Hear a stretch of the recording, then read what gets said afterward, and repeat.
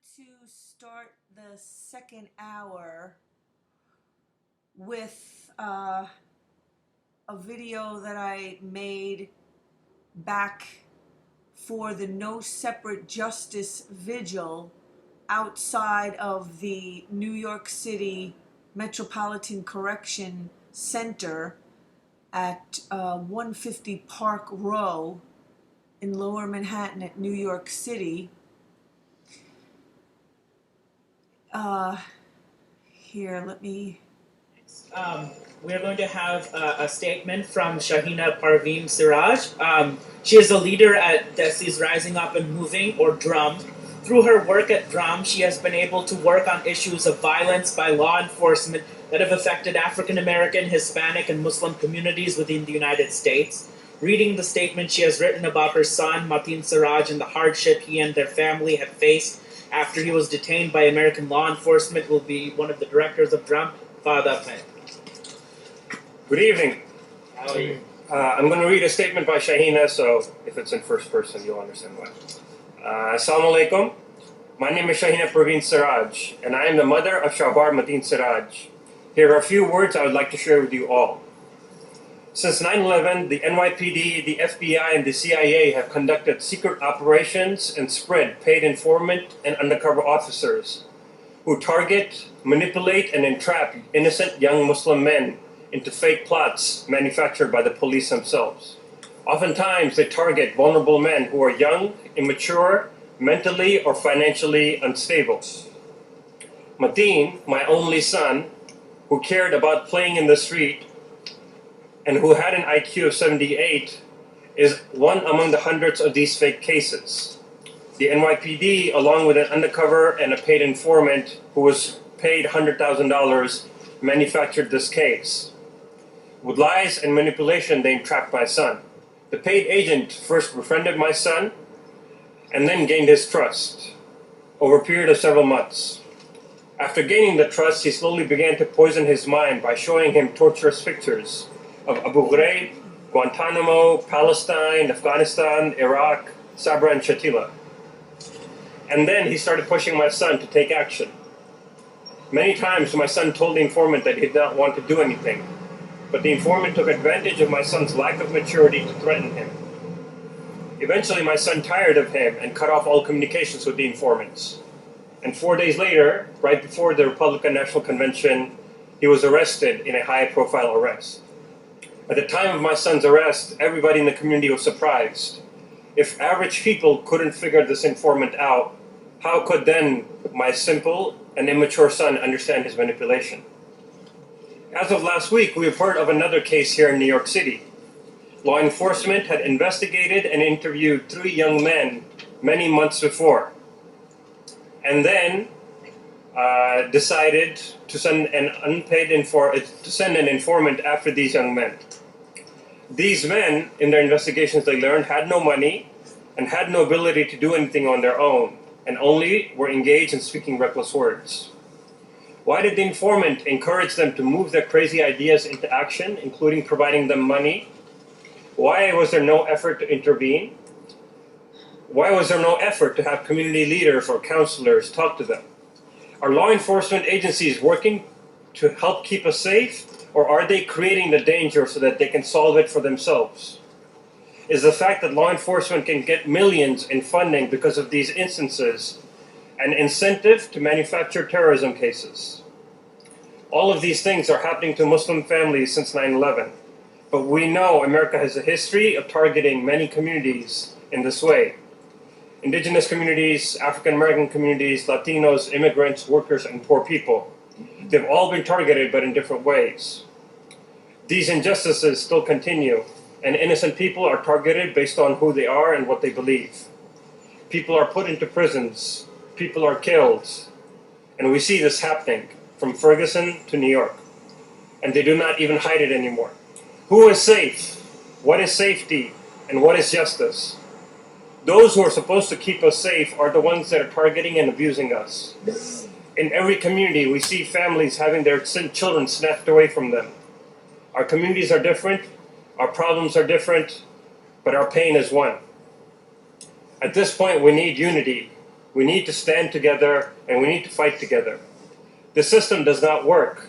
It is because the system is not meant to work for us. We have to fight to change the system.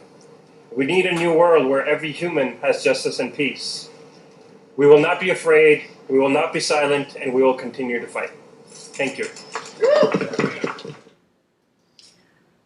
So I wanted to just read who, it's Desis Up and Rising.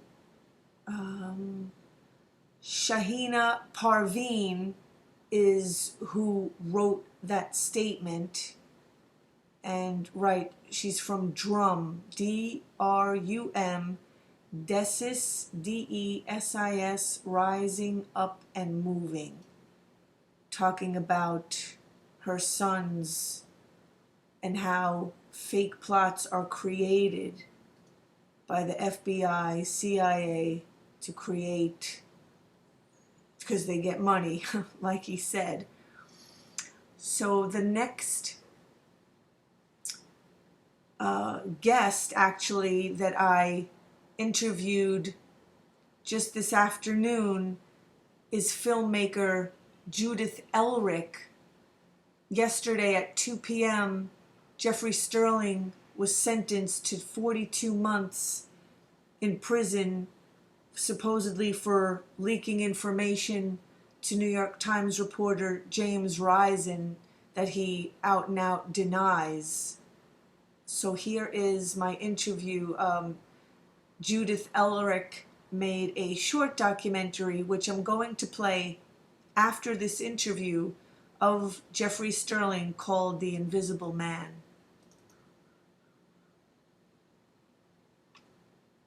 Okay, we have Judith Ehrlich with us.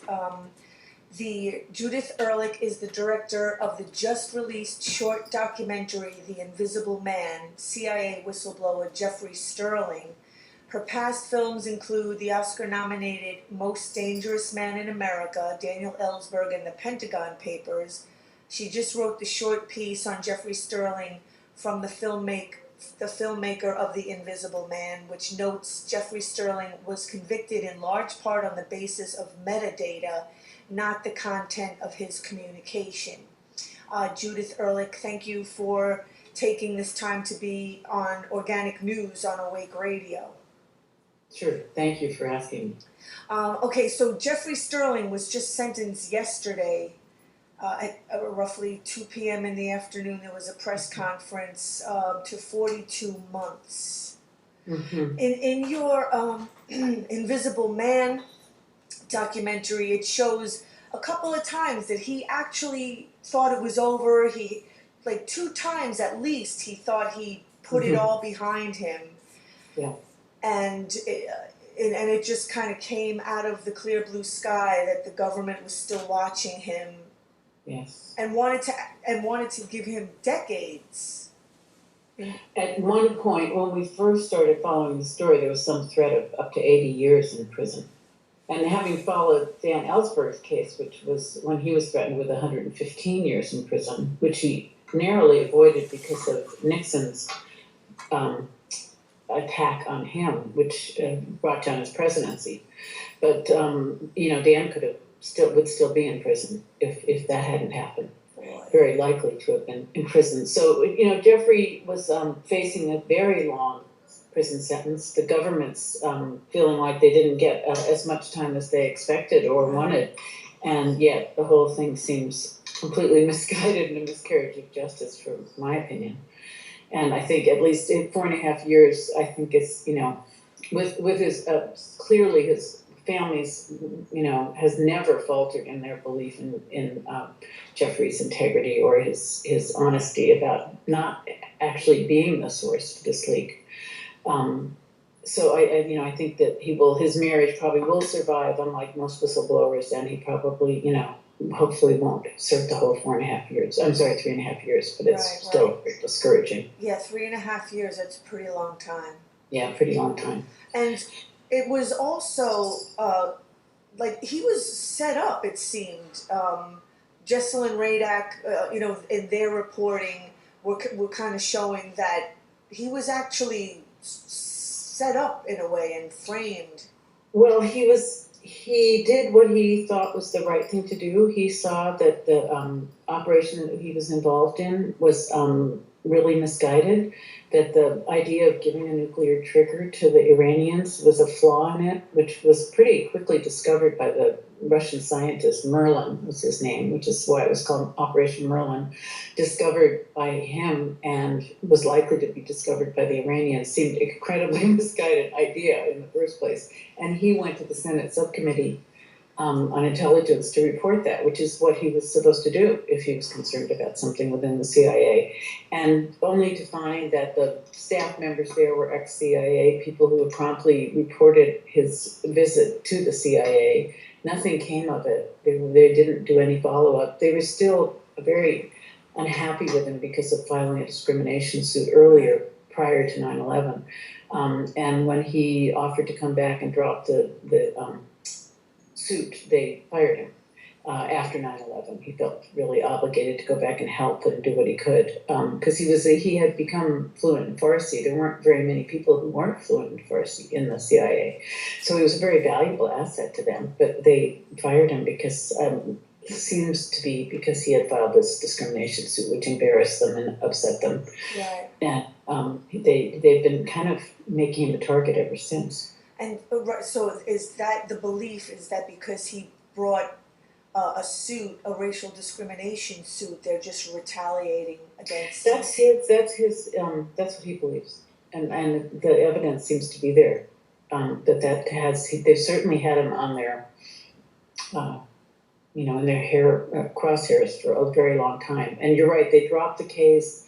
They brought it back. They dropped it. They brought it back over a period. There was a period of 4 years and then a period of 3 years where they just were left in limbo, with no sense of whether anything was going forward or if it had been totally left behind, and they had no information and a sense from their lawyers at several junctions that the case had been dropped. So then suddenly they arrive at his doorstep in 2011 and arrest him.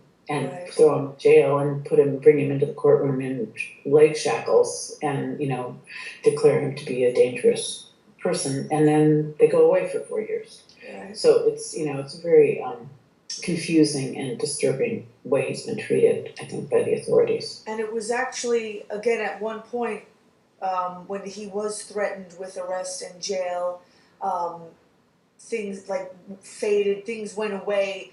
And it took 3 years for the government to appeal, like he won initially, and then the government appealed it, and it took 3 years.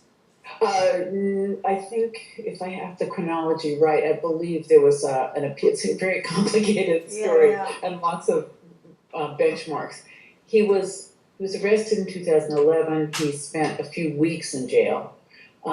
He was released and to his friend's house, and they made him live with his friends in Virginia, sort of without any, here, you can go, leave the courtroom. You can either go to jail or go live with your friends. And they, the friends had come to give him a ride and suddenly ended up inheriting him for months, which was all okay, but kind of awkward.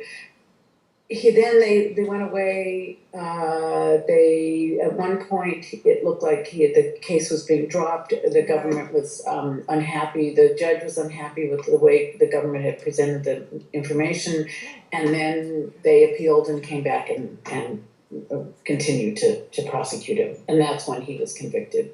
In January of this last few months ago, he was convicted. And that was he's the only one of these whistleblowers who's had a jury trial. He wanted a jury trial. And that's, and here at the same time, Petraeus is being let off as Norman put it. What did Norman call it?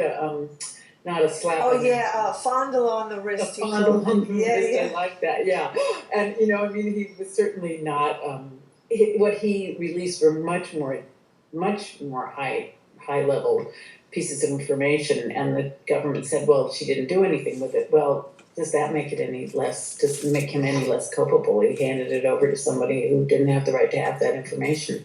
Sort of exactly the same story. And just as Jessica Radich says, the last 3 CIA directors have been guilty of exactly what Jeffrey's doing, guilty of, and never served any time or were prosecuted for it. And So the whole thing, it's hard to kind of get to the base of why this war against whistleblowers and why Obama's so committed to it. But he certainly does seem to be committed to it. And Jeffrey Sterling and Chelsea Manning are the two most, have been punished the most severely. And it was said that Jeffrey Sterling had pulled on the cape of Superman. Yeah, that was the description he used. I think beginning with his discrimination lawsuit, I think what he's found along the way is just that once you say CIA, people, don't want to be involved. The congressman didn't, he went to several congressmen, which is the same thing that happened to Dan Ellsberg. I mean, Dan Ellsberg went to all the liberal Congress people who seemed like they would have wanted to release the Pentagon Papers, and no one had the nerve to do it. So he was left high and dry until Gravel did at the very end. Right. But that was after Dan had released them in the New York Times. Gravel read them into the congressional record. But I think that there were a lot of the inability or unwillingness of Congress people to stand up to the secrecy system is, pretty clear in this case. And Jeffrey did try to go through the proper channels and he claims he didn't release the information to Risen at all. And they don't have any evidence of that. They just have evidence he talked to Risen and that he emailed Risen, but not what the content of their communication was.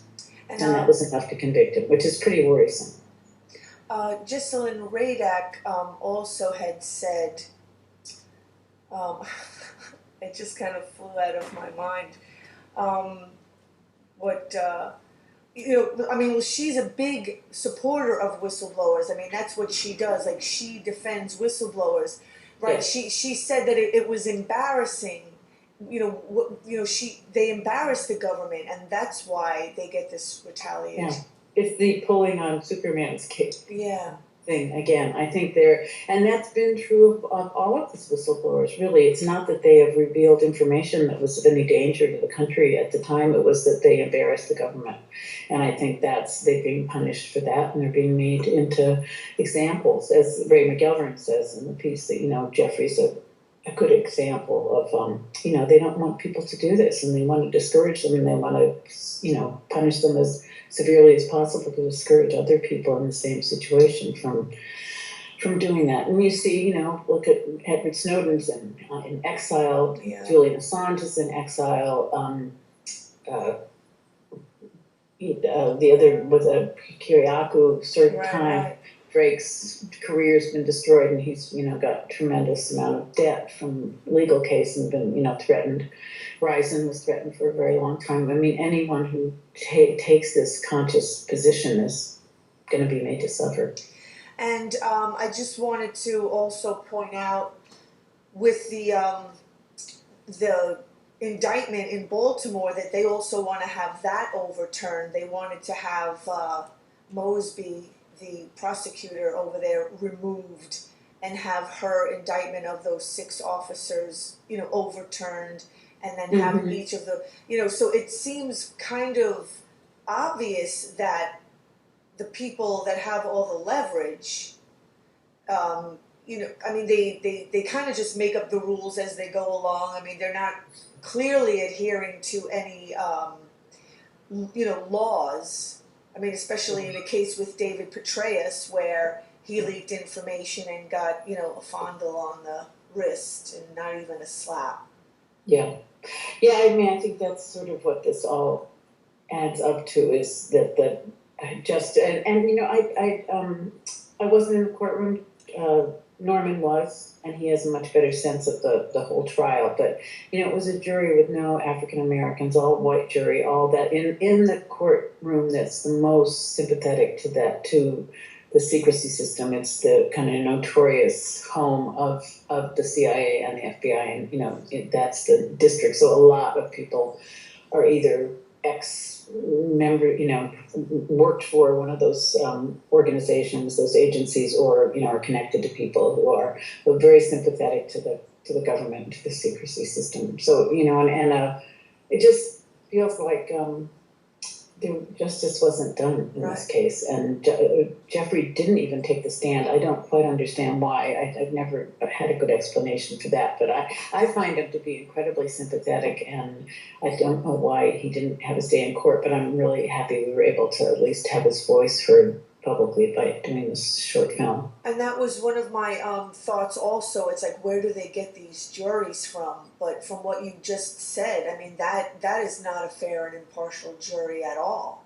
No, it's not a fair one, and it has been the jury in which, that's the same judge who ruled in the Kiriakou case. It's the same, now I'm not sure if he was the Drake case as well, but this is a notorious court for that, for anything to do with whistleblowing. And it didn't make any sense why he was in that courtroom. He should have been in St. Louis where all of these things took place. So, it was moved there clearly and in a way that prejudiced the government position versus him as the defendant. I know you're not a lawyer, and you have really not a lawyer. I mean, don't see a legal question. I mean, it's clear that like we need to turn things around. I mean, because the more it's allowed to continue, that the more like whistleblowers who are trying to expose the crimes of the government, and they're the ones that are made to, they're the ones that end up in jail. I mean, right. So we have a clear, serious problem on our hands in this country.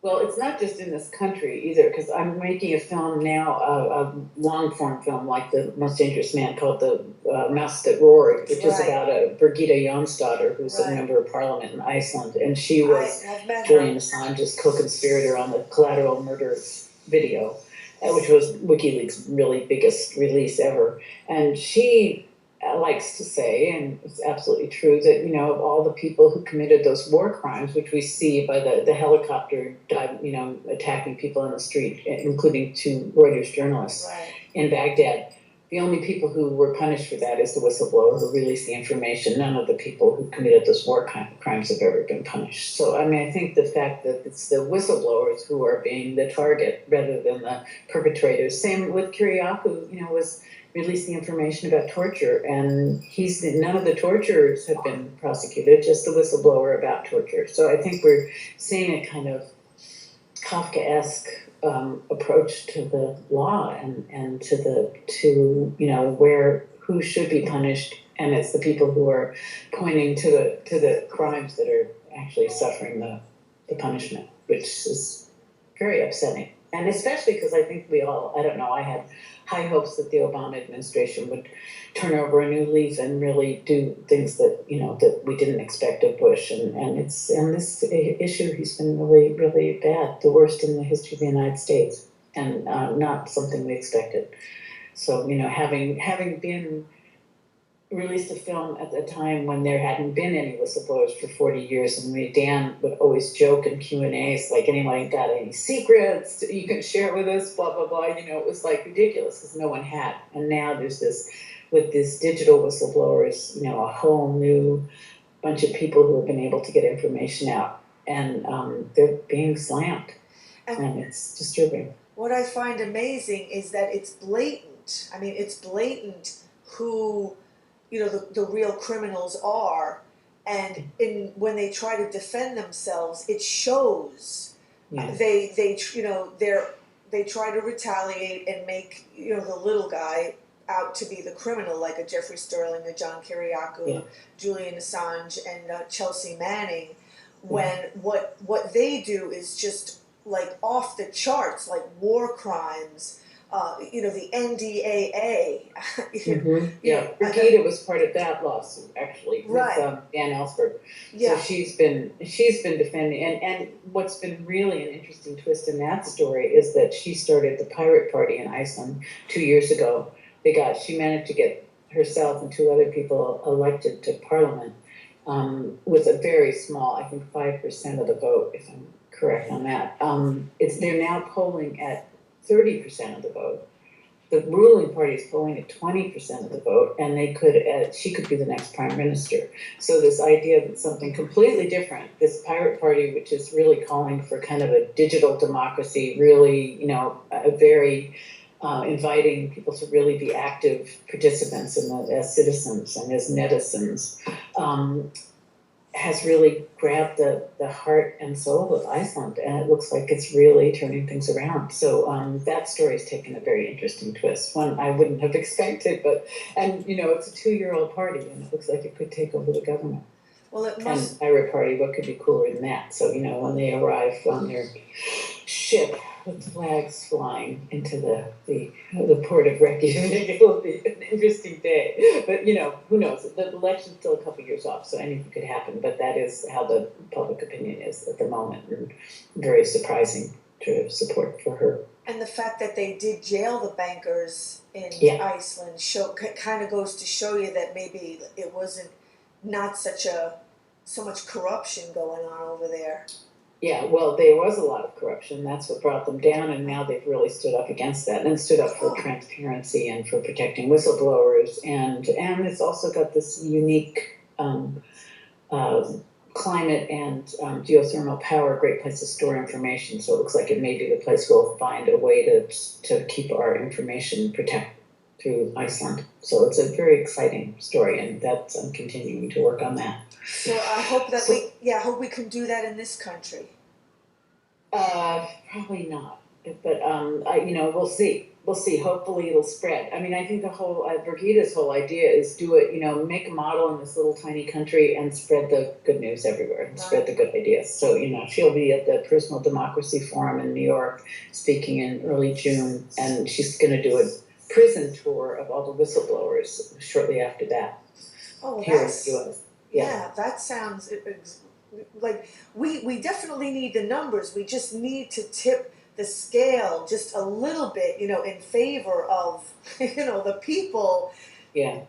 I mean, because... And that's what's so exciting about these developments in Iceland, because suddenly it's like, enough people there was this dynamic sort of change in people's mentality, and it was almost overnight. They were really blown away that this happened. They weren't expecting it at all. But there's just a tipping point with people's thinking about what the possibility for governance is in a digital age. We have to really rethink the way we run our governments, and most governments aren't really thinking about that at all, or incapable of really coping with the new realities.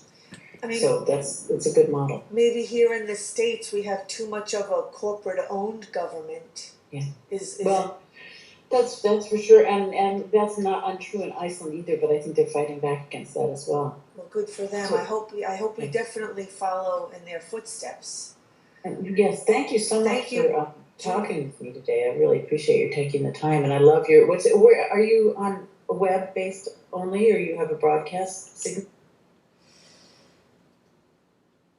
Okay, that was Judith Ehrlich, who the filmmaker for Dan Ellsberg's A Most Dangerous Man in America, Daniel Ellsberg and the Pentagon Papers. She can be found on the web. And so now Judith Ehrlich's The Invisible Man short documentary bit on Jeffrey Sterling on Vimeo. They already had the machine geared up against them. The moment that they felt there was a leak, every finger pointed to Jeffrey Sterling. The word retaliation is not thought of when anyone looks at the experience that I've had with the agency, then I just think you're not looking.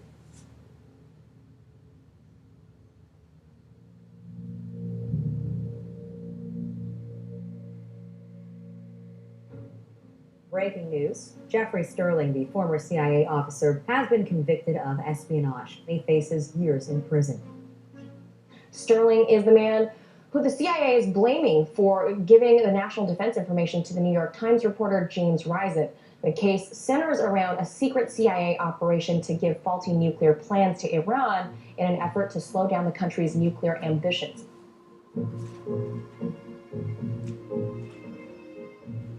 did nothing wrong. He did nothing illegal. He expressed concern for our country. I reached out to the Senate Intelligence Committee. I gave them my concerns about an operation I was involved in.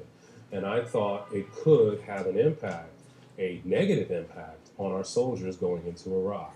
Operation Merlin was a cockamamie, harebrained scheme developed by covert action operators who had lots of money. The Senate Intelligence Committee and the House Committee, they have clearances to hear this. That is what they are there for. They are there for oversight. They are not oversight committees, they are overlooked committees.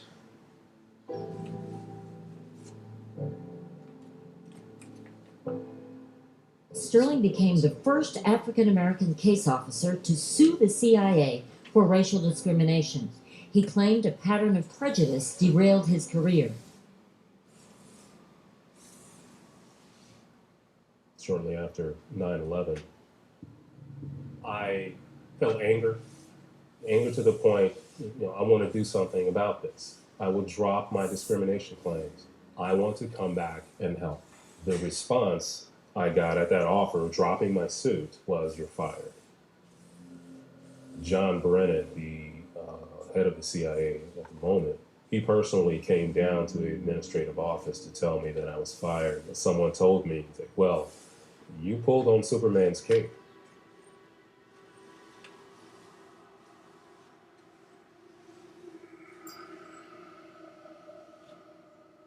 After I had been fired, I had nowhere to go. No one would hire me. And I was living out of my car, essentially, and I hit rock bottom. By happenstance, friends had just had a baby in the St. Louis area, a friend that I had gone to college with. They had a small room for me there, and it was difficult to come to that realization that I go from being a case officer in the Central Intelligence Agency, I have a law degree, to I'm a Manny. But such is life, and I was there, and it always adds a bit of joy to holding, taking care of a newborn baby. You're part of our family. We're a package deal. I got the job with as a company, health insurance company. That was great. I felt, okay, things are turning around. And I thought, well, why don't I put myself out there? I have a lovely assistant, Holly, here. And that's how I met Holly, my wife. And we hit it right off. Jeffrey and I have an incredibly strong foundation in our relationship. It's been since day one. This is not my forte. I like to eat. We met via Match.com, and that was our first date. Second date, but we said we were going to get married on the beach barefoot. And that's exactly what happened. We got married in Jamaica. So life is just feeling good. I hadn't heard anything. I'd left that world behind, and I'm moving on. I had been getting calls from previous attorneys that they're still looking into me. And that just didn't make any sense to me. Like, why? Shortly after that, I received information about there's a possible leak of information, and that everyone's pointing a finger at me. Evidently, they had never taken me out of their sights. It was like, I need to find some help. So I went to a local congressman, Lacey Clay, and one of his staff members looked at me very succinctly and said, "You should just leave the country." And that hurt. He was a black man. He works with a black representative, knowing what we've gone through in this country. And me trying to exert and stand up for my civil rights. You mentioned CIA to him. And the only response that I got was, I should run away. Well, my mother didn't teach me that. You don't run away. You stand up for yourself.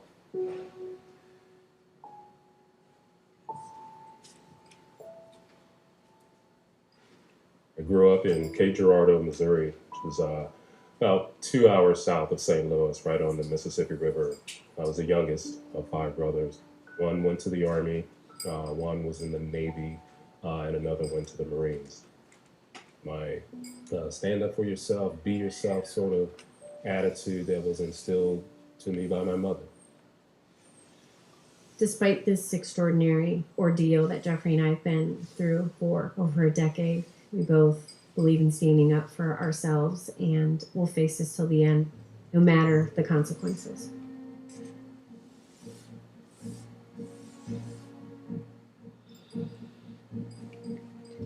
In 2006, they started coming to our doorstep. They flew me out to Virginia, and I went to FBI headquarters and was interrogated for 7 hours. And then the next day, they surrounded the home, actually. They just went methodically through the home. They went to my family. They went to my employer. Just incredibly intrusive, incredibly disturbing. Your whole sense of security in your home and privacy was violated. We were wondering, well, the next thing has to be, they're going to arrest me. We go over 4 years, nothing, not hearing a word. If I was so dangerous, where have they been? Sterling is accused of leaking details about a botched CIA operation in Iran to a New York Times journalist. He made his initial court appearance today in leg shackles. Prosecutors allege that Sterling was trying to get revenge on the CIA when he served as a source for Verizon about an agency operation meant to deter Iran's nuclear program. And one morning I wake up and I'm behind bars. And for what? I didn't do anything. Actually, 3 days before the trial starts, and the government made a move that the judge did not like. And basically, the government said they couldn't go forward. So that day in September 2011, we were like, okay, this is over. Our lawyers gave some indication they thought it was done. But the government appealed, and that process took 3 years. And my wife had to sit with this sword of Damocles over our head. And in responses from the government, it was all about the approach to the reporter. To the mainstream press, it became the Risen case. And I'm the defendant. I'm the one facing the charges.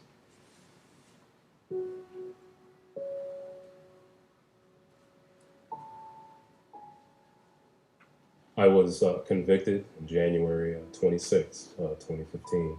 It was a shock. I'm still in shock by the verdict. A former CIA officer faces decades in prison after being convicted of espionage. A federal jury in Virginia found Jeffrey Sterling guilty on all 9 counts against him Monday.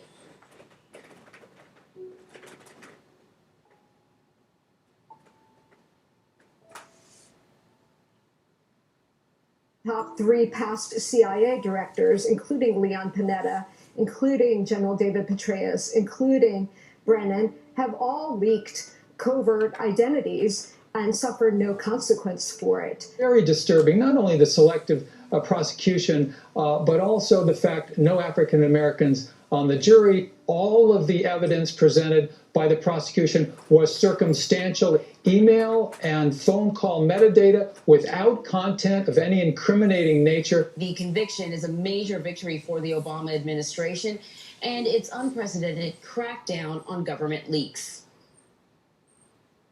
They shut me up with my discrimination case, and they've closed the door with the criminal case.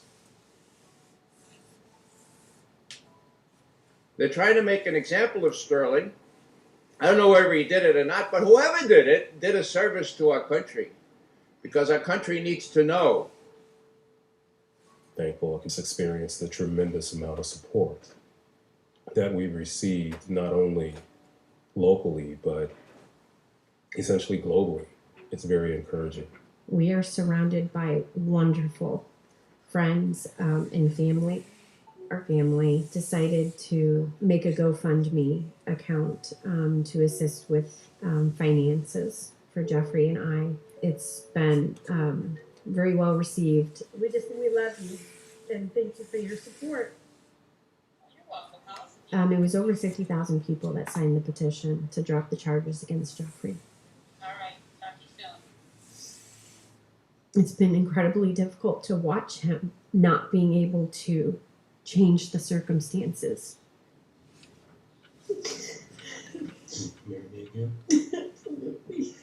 I married the love of my life and my best friend. My greatest fear is Jeffrey going to jail.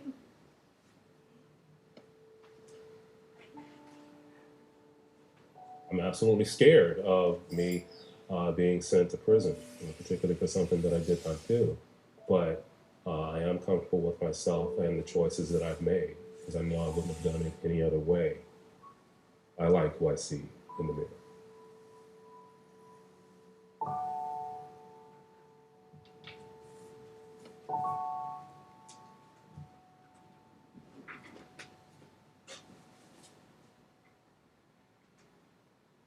On May 11th, 2015, Jeffrey Sterling was sentenced to 42 months. That was yesterday. More information can be found on the IPA website, Institute for Public Accuracy.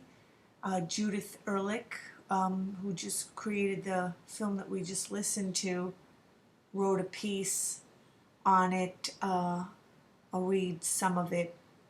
This is a story with shocking elements. While most of us don't quite understand what metadata is exactly, this case reminds us it's time to get a grip on that. In fact, Jeffrey Sterling was convicted in large part on the basis of metadata, not the content of his communication. The most shocking element of this story is that Jeffrey Sterling seems to be punished because he pulled on the Superman's cape, first with a racial discrimination suit they were able to squash, and then by reporting what he considered a dangerous CIA operation to the proper government channels for hearing such a concern. The good news is, unlike most whistleblowers, Jeffrey's wife Holly, a social worker who provides services for disabled adults, has stood by Jeffrey without question. She deeply believes in Jeffrey's integrity and his innocence, as do a large gaggle of devoted family and friends who have never lost faith in him. This is a man who exemplifies the American dream, a black man from a poor Southern family, one of 5 brothers with a single mom, brought up in a small Missouri town on the Mississippi River. Jeffrey dared to dream big. His favorite show as a kid was the McNeil-Hilaire Report. He dodged charges of being an Oreo and went to a white college where he was president of his white fraternity. He went on to graduate from top-notch law school, Washington University in St. Louis, and chose a career in the CIA because he was dedicated to the service of his country. He hardly fits the radical troublemaker that the CIA has tried to paint him. Jeffrey and Holly Sterling's story resonated with the story of Daniel and Patricia Ellsberg I told in The Most Dangerous Man in America, Daniel Ellsberg, and the Pentagon Papers.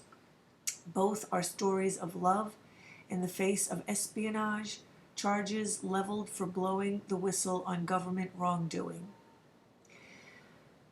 Judith Ehrlich goes on to say, I wanted to make a film that captured this couple's deep commitment and belief in one another in the face of a decade of Kafkaesque uncertainty at the hands of the CIA. Ellsberg followed the same initial trajectory as Sterling, going to Congress with his concerns about the Vietnam War and being ignored by the oversight committees.